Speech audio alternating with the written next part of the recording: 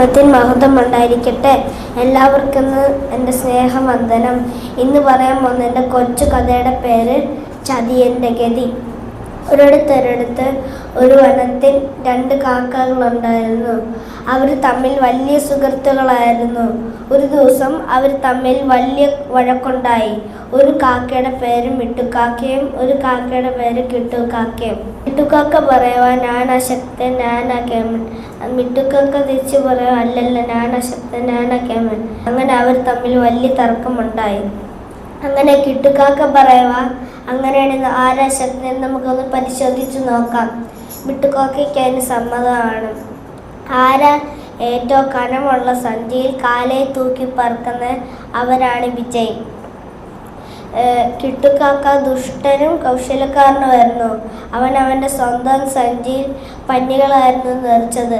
എന്നാൽ മിട്ടുവിൻ്റെ ഉപ്പായിരുന്നു.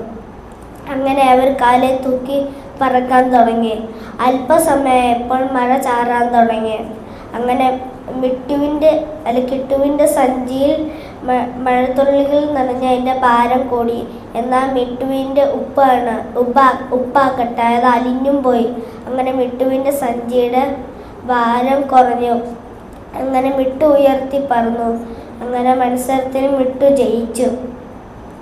അതേ ദൈവമക്കളെ, നിങ്ങൾ സത്യമേ ചെയ്യാവുള്ളൂ. കള്ള് ഒരിക്കലും ജയിക്കാറില്ല.